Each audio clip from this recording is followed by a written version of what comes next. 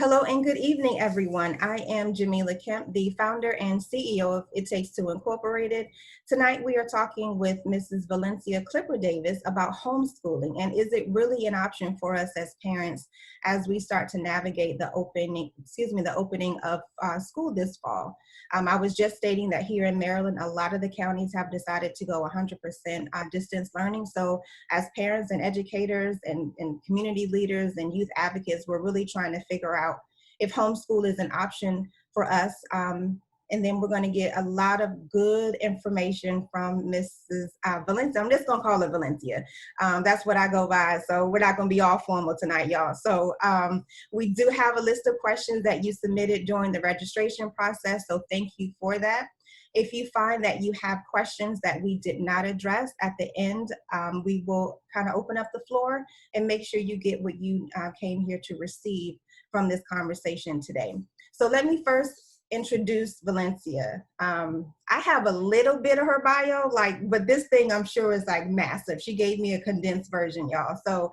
But Valencia is paving the way for future entrepreneurs, and as a result of her determination and continuous effort, she's received the Star Community Leader Award, Yolanda Adams Open My Heart Award, Top Female Entrepreneur Award, Black Female Entrepreneur Award, Community Outreach Award, and Community Leader Award. She has facilitated multiple workshops and is an awesome motivational speaker with an ability to sway the minds of her audiences, and has spoken at dozens of prestigious events for the youth. She has played her part vigorously in many capacities with local charitable and service organizations, and has dedicated her life to helping others. Valencia has been a master life coach for 6 years and is very passionate about bringing light and awareness to the severity of mental health. She is also the founder and executive director of Valuable Blessings. So she is a community partner of ours here at It Takes Two, and a friend. You know, I've kind of inboxed her a couple days trying to get some support on a multitude of things. So she's just really always there. And she is also the founder and owner of a Helping Hand Youth Center, which is what this conversation is pretty much based on tonight, about homeschooling. She's been in homeschooling world for over 10 years. So we're going to hear from her, her experiences, some best practices, like I said, so that we all walk away with knowing more about how to make this school year an effective one. So we're just going to hop right on in here. I'm just literally going to go down our list of questions. So Valencia, the first question that we have is, what types of curriculums are available, and is there one that is best practice? Hello, everyone. Can everybody hear me? I can. Okay. Hit a thumbs up. Okay. Okay. Cool. So first of all, to answer that question, it varies, because for me, I create my own curriculums. I create my curriculums based on the individual child. I do stick to the state requirements as far as math, social studies, English, science, and those things. But I incorporate financial literacy, life skills. I incorporate everyday events. I bring home economics back, and all the things that they've pulled out of the schools, I bring back and incorporate into my curriculum. So it's a lot of different routes that you can go as far as curriculums. They have a lot online that you can purchase, and a lot of homeschool programs online. The only thing about that is finding what works for your family, because the different curriculums that are online and the different programs, you'll find something, just like with childcare. Everybody's not for everybody. So you go through it, and it's like some of them will allow you to sample their curriculum, but some don't. You have to just write out, purchase it, and then if you don't like it, you're basically stuck with it. So that's the tricky part when it comes to homeschooling. You have to know before you go into it exactly what it is that your needs are, what it is that your child needs, your flexibility, and all of those things, so that you can ask those questions in advance before you make any purchases or anything like that. So the basic answer is, it's a lot of different curriculums. Okay. So it's just but there's enough out there for us to choose from based Absolutely. upon what we need, and we just have to know what it is that you need. Okay. Okay, excellent. And there's a question here about paying for oversight. Is there oversight when it comes to homeschooling? What does that look like? I know there are policies and procedures and guidelines that you have to adhere to, but is there like an oversight group or program or process associated with homeschooling? So, with the programs that I was speaking of, if you go online and you register with a homeschool program, they basically are like what we're getting ready to do with the distance learning. So they have the curriculum, and it's basically what I do as well with my virtual homeschool students. We create the curriculum, and the child is to follow the. I give my kids 2-week lessons in advance. Within that 2 weeks, they can communicate with me between specific hours. They FaceTime, they email, they text, they call, but they can communicate with me on certain days between certain hours. We do Zoom calls and things like that to walk through certain lessons and those types of things. But that's the oversight. I'm not familiar with how other people run their programs, but there are fees attached to it because of all of the detail that has to go into it. Okay, that's good to know. Next question is, what is the best way to balance working and helping students at different grade levels? And we were kind of talking about this before we came on here about time management, right? And you said you had to take classes. So Yeah. instead of taking some classes, can you give us some tidbits, your tips, I guess, from attending those lessons, and how do we really manage this? And like I said here, these are different age levels, so they require a different level of support from us. Right. So the first thing is, I always tell parents, relax, because with everything that's going on, the first thing we do is, oh my God, how am I going to do this? I can't do this. Relax. You can do this. Just breathe.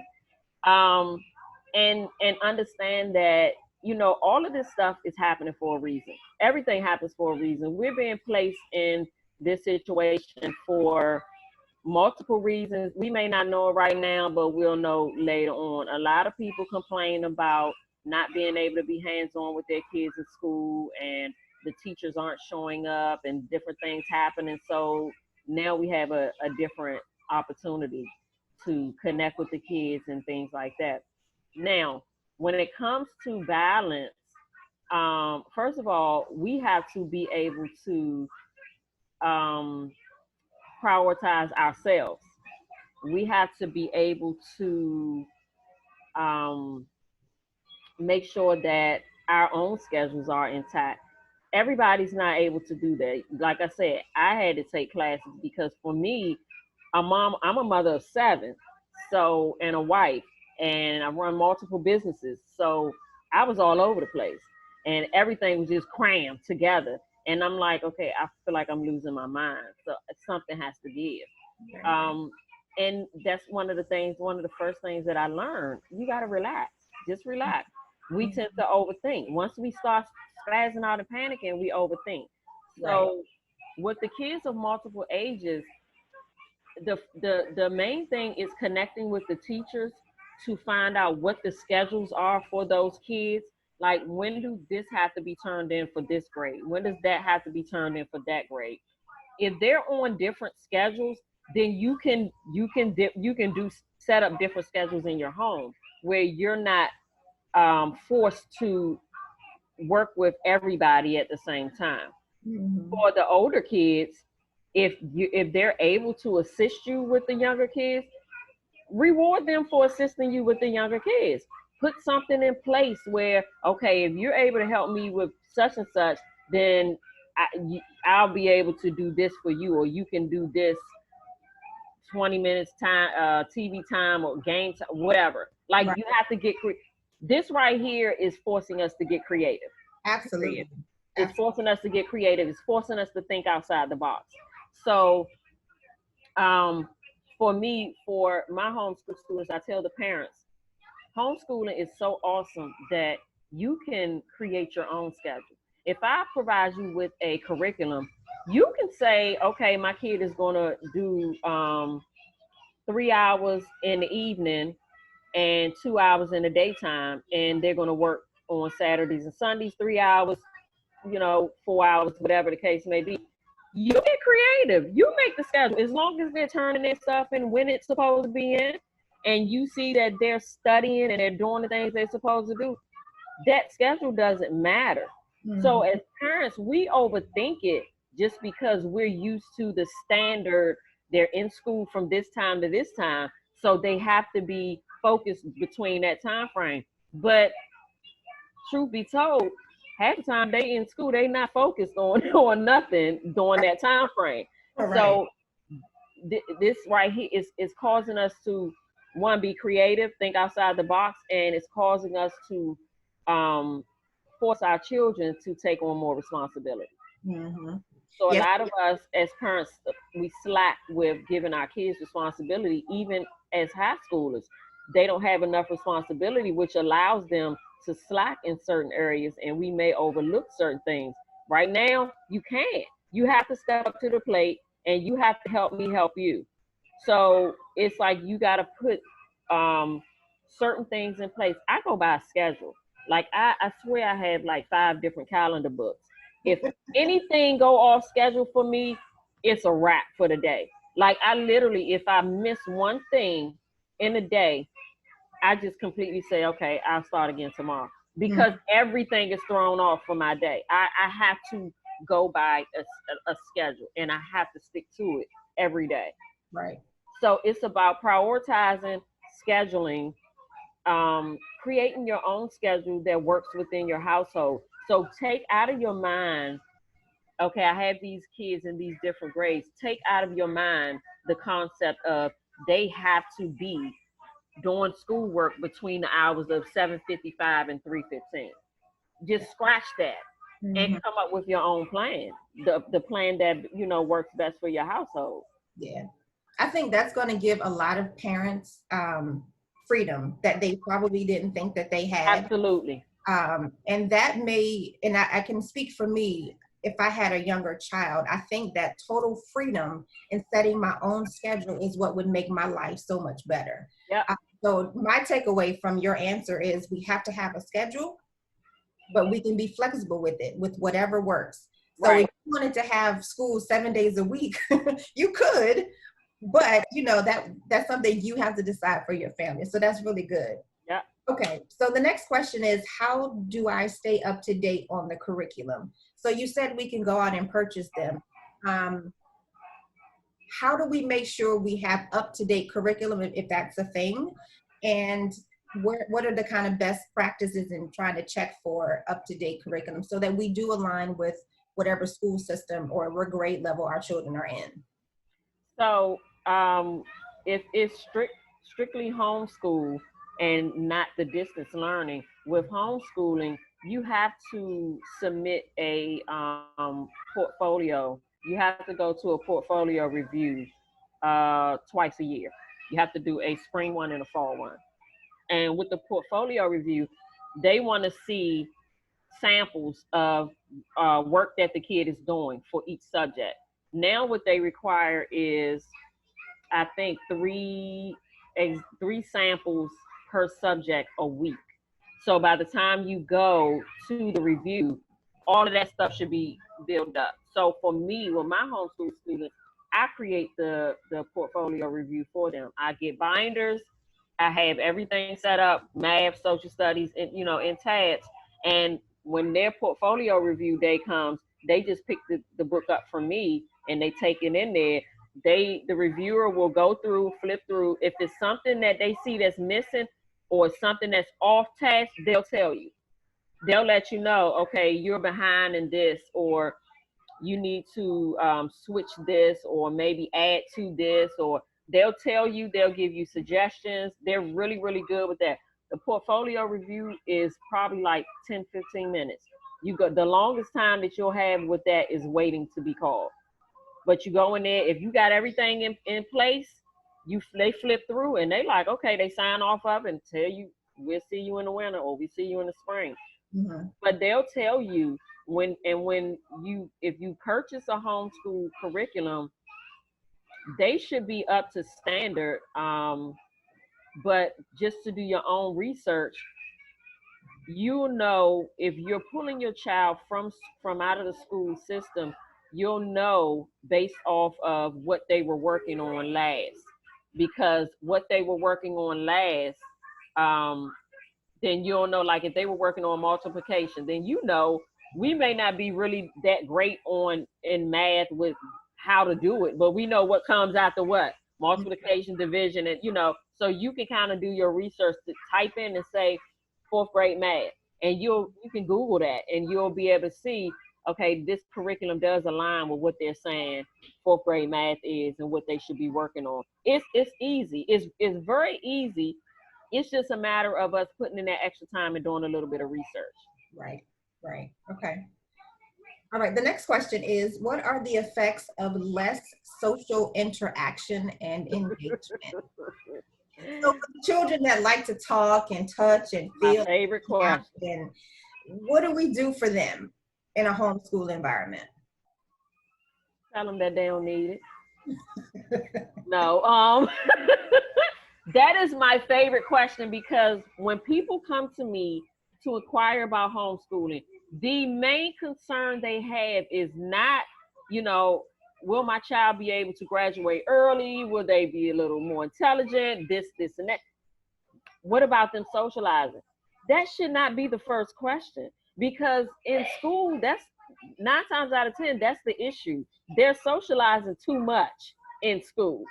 So my answer to that is, if you decide to homeschool, even with the environment that we're in now, again, come up with a plan. Come up with a plan within your home, within your village, and say, okay, who has kids in my village?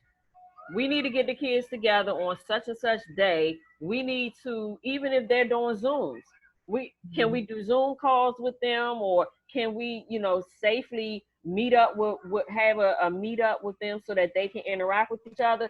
Parents got to get more involved so that they can socialize with the kids. Like, it's just, again, it ties into that creativity. Right. My kids, I ain't never worried about my kids socializing. Get over yourself. You can socialize. Let's talk. You can socialize. Talk to your siblings. It's 7 of them. Y'all better socialize with each other. So it's like you got to get creative, and like I said, that's my favorite question, but it's actually the most irritating question, because it's always top priority for the parents, as opposed to other things that should be most priority. You got the kids that like to talk and like to do this and that, and they need people around them. I get it. I do, because some kids, if they're not doing that and they go into a shell, they may stay there. So that's where the parents' creativity has to come from. You got to get creative and bring your circle in and get them involved. Bring your family members in, the cousins, the aunties, the god sisters and god brothers. Bring them all in and create a plan. Let them know, like, we're in a different time right now. We need everybody to come together, because nobody's really doing sports. Right. You have some people that are doing the online dance class and the online things like that. If you can find those types of things, then I mean, that'll work too. But even that still don't work for some kids, because they like to be in people's physical presence. So you have to know your child. You have to know your child, and then you have to just kind of act accordingly to what their need is.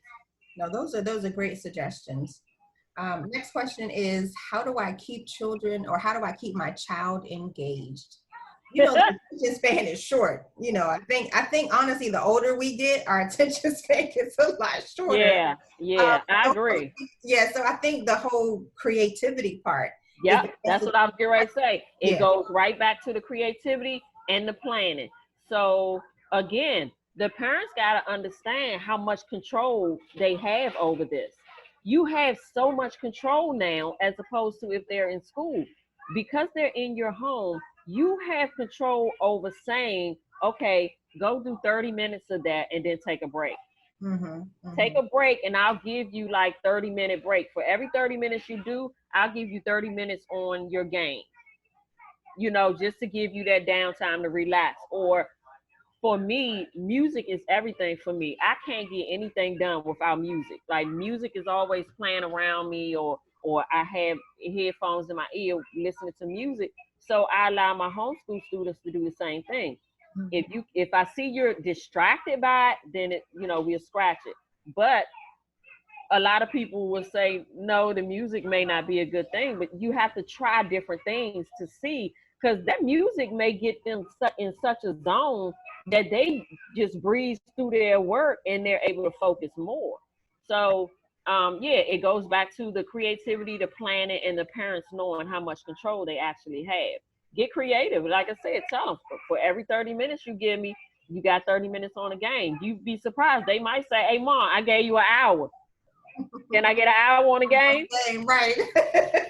Meet them halfway. Like some people may say to you, no, y'all, nah, that's doing too much. You not, no, meet them halfway. Because remember, as difficult as this is for us, it's 2 times difficult for them.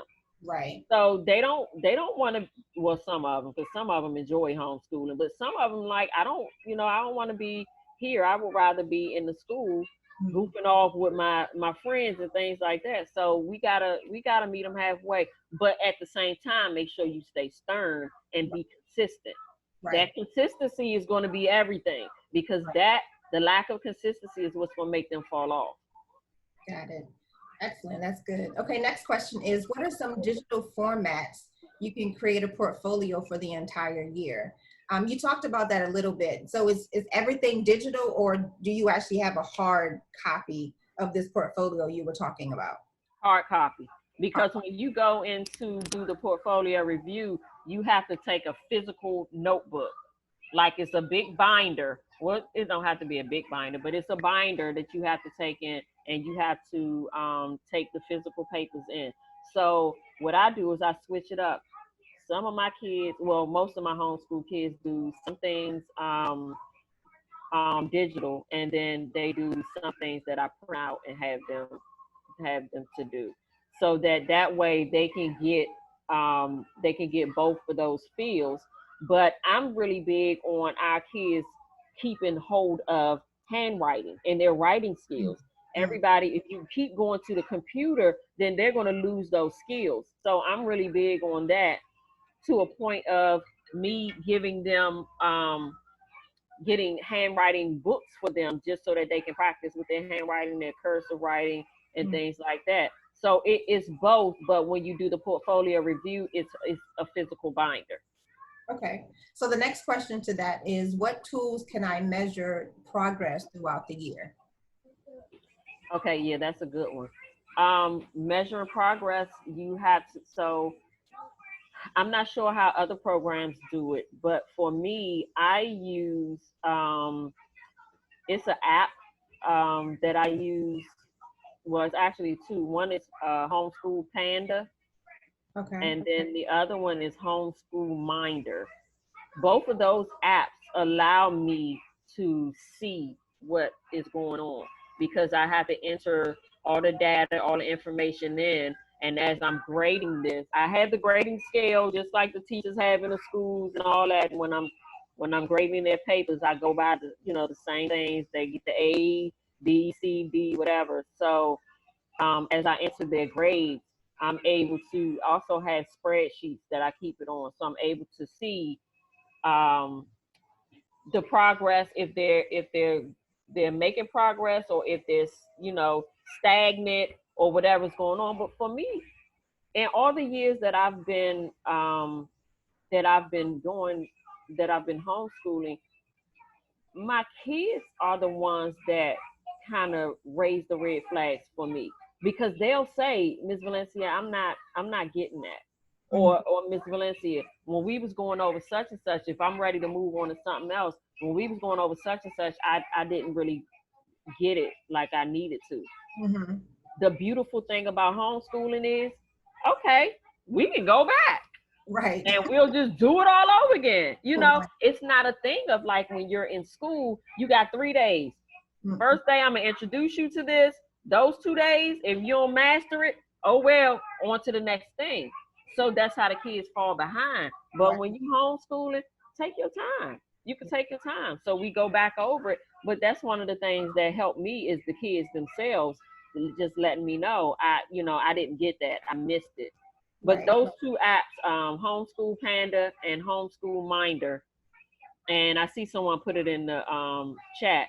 Mhm. Those are two really good apps. Both of them you have to purchase.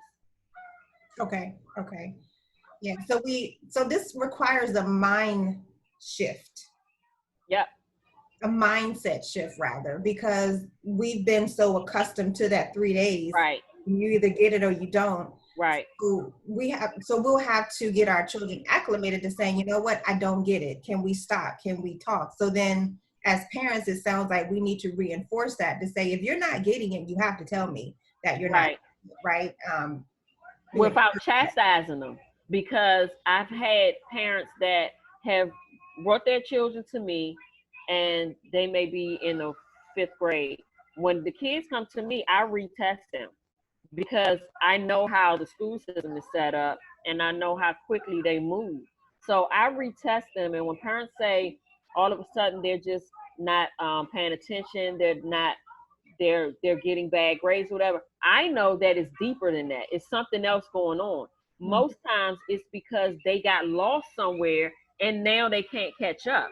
So Right. when they come to me, I retest them. I've had fifth graders come to me, and when I retest them, they're on second grade level. So then I have to get the parents to understand, okay, so we got to come together to make this child understand it's okay. We're going to get you where you need to be. But when I say, no, they're still at this level, you can't get upset because we're going all the way back to the beginning now. And we're trying to teach the child that it's okay to take your time and not rush because that's what you were used to doing. In order for you to really get it, we want you to take your time. So it's a mind change for the parents and the kids, because a lot of parents is like, you're not doing what you're supposed to be doing because you would be further than this and you would still be doing this. No, for me, I'm trying to make sure that this child has mastered this before I move on to something else, because if not, I'm not doing my job. Right. That's me. You know what I'm saying? But I don't have the school system saying, no, you got to move on. You can't stay here. So that, that's the difference. Again, that flexibility. Right. Right. Okay, that's good. Next question we have here is, what are the top 5 things parents or guardians should consider before deciding to homeschool? Come on with it. Come on. I mean, I would just say that everything that I've basically stated, the parents have to have an open mindset. In order for the kids to have an open mindset, the parents have to, before considering it, you have to know your child. Homeschooling is not for every kid. Everybody learns different, but some people do need other things going on around them. I had my grandson, he's one of those kids. He need other things going on around him. So even though he's homeschooled, I have to have the TV going or something else going. He may get distracted quickly, but when I, get him back in line, he's focused. But he's not one of the ones that can sit quietly and just do the work. So it's like you have to know your child. You have to be willing to think outside the box. You have to be willing to tap into your creative skills. I never in a million years thought I had any. I'm just not that creative person. I could start a business from anything, but being creative when it comes to I just didn't think I had that. But now I've come up with stuff that I just didn't know I was able to do. So when I tell parents, you got to get creative. When I say creative, a lot of parents are thinking I'm saying arts and crafts creative. No, I'm thinking creative, like just think outside the box. Um, you have to know your limits as far as how flexible are you able to be. Because if you're working, and say if you have a high school student when you're at home, that goes back to knowing your child and creating boundaries, but at the same time giving them that reward for, I'm not rewarding you for doing something you're supposed to be doing, but I'm rewarding you for putting in the effort and so that we can meet each other halfway to do this, because it's new for the parent and the child. So all of those things that I mentioned before, I would just say, just all of those things have to be taken into consideration, because we get overwhelmed as parents when we just dive into it and didn't realize that we really just don't have the flexibility to do it. Right, absolutely. All right, so next question is, how can homeschooling work with working parents? That's been one of my questions. Does it really work for working parents? Absolutely. It works better for working parents if you have that support system, though. If you don't have that support system, then it goes to, I believe you would have to figure out your child care anyway. This is for the younger kids. The child care piece you would have to figure out. And once that child leaves child care and you pick that child up, that's when their schooling begins. If the child care provider is not willing to help them with that work while they're there, then that means that the parent is going to have to do evening and weekend schooling with their kids. Okay. For the parents with older kids, that's where their responsibility is going to have to come into play. Right. Well, that's good to hear that it's still an option. Because I think a lot of parents think that, oh no, I'm working. So again, it's that whole 9 to 3 time frame, and we don't work within that time frame. Okay. No, it's flexible. It's your schedule. You create the schedule. Excellent. So how many hours are realistic on a typical homeschool day? I think I heard you say 3 hours. Is that like the max? No, it varies. So it's supposed to be the same way it is in school. If they're in school 6 hours, 7 hours, whatever, what day is 6 hours? Like 6 hours. If they're in school 6 hours, then standard is the number of hours that they're in school. However, they're not in school on Saturdays and Sundays. So again, if you break it down, then you're giving your child 2 hours to do schoolwork on Saturdays, 2 hours to do schoolwork on Sundays, then you can break down their hours during the week. My homeschool students have Fridays off. I don't give them Fridays, but they have to give me an hour and a half to 2 hours on Saturday, an hour and a half to 2 hours on Sunday. Most of the time, that Saturday and Sunday is basically reading work. So it's not like a full schedule on those days. I typically will break it down, unless it's something that they didn't finish during the week. Then I'll say, okay, you need to finish this in addition to your reading. And they know, all of them know with me, when you read, you have to do a report so that I know you actually read it and didn't just tell me you read it. Okay. So flexibility, flexibility, flexibility. That's the key. Word of the night. Yep. All right. Last question here is, how can I incorporate financial literacy into a homeschool curriculum? Just do it. Just do it. Just like, I incorporate financial literacy, life skills, like I said, home economics. And the other thing that a lot of parents don't understand is we homeschool our kids every day, all day. We do something homeschool. We take our kids with us to the grocery store, get them the list. When you give them the list and they're helping you do the grocery shopping, they're reading. Tell them, how much is that you just picked up? I'm giving you $20. Take this away. That's math. It's home economics, because they're doing the shopping. So it's like all of those things you incorporate. And when you do the homeschool portfolio review, they'll tell you, they take videos, they take pictures, they'll take all of that stuff into consideration, because they'll tell you, you as a parent, you homeschool all the time. Financial literacy can literally be you giving your child allowance and telling them, okay, you want to buy such and such. You have this amount of money. So if you buy that, that's going to leave you with what? You can record yourself asking them this question. That's a part of math. And then that's incorporating your financial literacy. Now, if you want to map out a full schedule or whatever, that's what I do. I map out it's a full blown out curriculum with it, going from the basics all the way up to banking and checking account, savings account, and all those things. then you do it. Again, it's about planning, and it's your schedule, it's your plan, it's your flexibility. When you teach it is when you want to teach it. I incorporate life skills. I ask parents, what is the main thing that is a concern for you, especially with kids that are up in age? And you have some parents that'll say personal hygiene, because for some reason the kids nowadays don't think personal hygiene is a priority.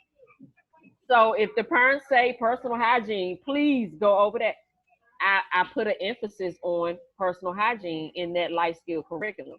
If they say money management for older kids, then I put an emphasis on money management. Some of them say her attitude, her smart mouth. I put an emphasis on all of that. So I incorporate everything in my homeschool curriculum. Everything. The kids, they get tired of me, but I tell them I don't care, because as long as I know you learning and your parents telling me that things are changing and you're benefiting from it, it don't matter to me. But everything we do, everything that we do, you can incorporate into homeschooling. It's just that we're not in that mindset. So once you shift it, you're like, dang, I've been homeschooling all your life. Right. I just ain't put it in on paper. Right. Okay, wonderful, wonderful, wonderful. So I hope those questions and answers have been helpful. I am going to go ahead and open up the floor to anyone who has any question. So please feel free to unmute yourself. I don't think I have to do it. So the floor is open for Ms. Valencia to answer your questions if she has not already.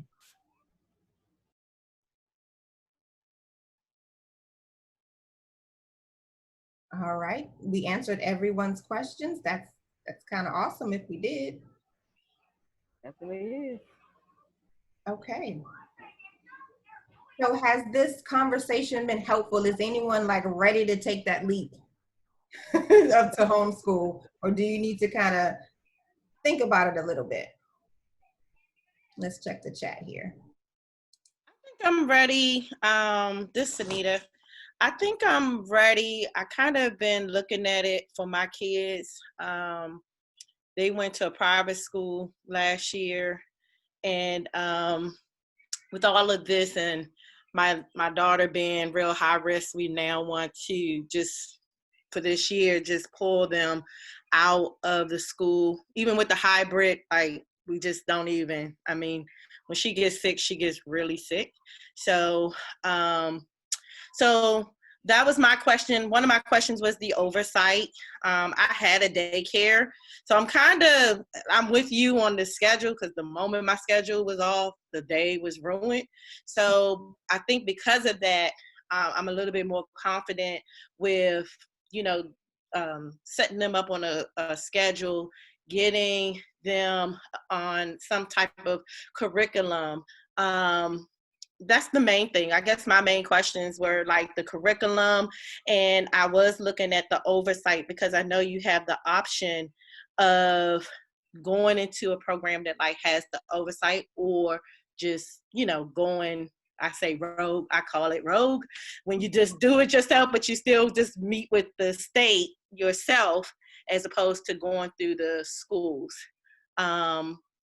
So I think that's like, do you find that, well, what was your experience? Have you gone through it like with the oversight at first when you first started doing it? Did you go to, like, I know some churches have it and you can go under their oversight, so that kind of eliminates you having to meet one-on-one with the state? No, when I first started, well, my oldest is 28, and I homeschooled them. So I was homeschooling even when it was just like unheard of, when people were frowning their face and saying, "Oh my God, why would you do that?" I was homeschooling then. But even when I first pulled them out and homeschooled them, I went the route of um, doing my own curriculum, just because, like I said, knowing your child, you have to know your child. You have to know your child's how your child learns best. And I can admit, I'm a bit of a control freak. So I just wanted to know what it was my kids was learning. That's my biggest thing. It's like, because in the schools, like, our kids come out of school and they don't know any of their history. They know everybody else's, but they don't know any of theirs. So that's that's one of the things that I had an issue with, and just knowing that they would come out of school and my kids would come home and I retest them like, oh, okay, you got A's and B's, and let me retest you on this. And they can't answer the questions I'm asking them. So are they just passing you through? I have a problem with that, because for me, I have 4 sons and 3 daughters. My sons already have disadvantages. I'm not going to let you go out here and not have the knowledge that you need too. So I just went in it with the thought process of I'll figure this out. I'll create these curriculums and I'll meet with them. And when I meet with them, they'll tell me what's wrong and what's right. So when I first did that, I think the only thing I was missing was pictures, and they want to see things like they want to see PE and stuff like that. I had left all that stuff out. I'm like, oh yeah, you include all that too. I left all that out. So that was the only thing. The academics, I had it down packed. So I've always gone the route of just meeting with them, because like I said, it's like 10-15 minutes out of your day for the one time in the spring, one time in the winter and the fall. So it's not a biggie. Going through somebody else's curriculum, I just didn't want to deal with the hassle of it. Okay, thank you. Now, I have a question for you. What age ranges do you work with? Because you may be getting a couple people calling you from this session. I work with all grades. Kindergarten through 6 is my main the grades that I normally get, just because the parents are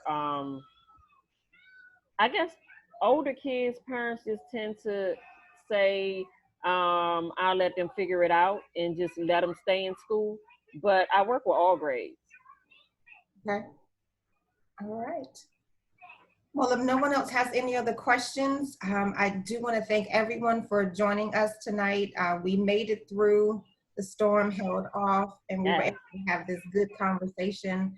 So this will be uploaded to our YouTube channel. Thank you for everyone who joined us tonight. Thank you to everyone who will be watching this replay. We do hope that this conversation has been fruitful and integral in helping you decide if homeschooling is going to be an option for you and your family this coming fall or in years to come.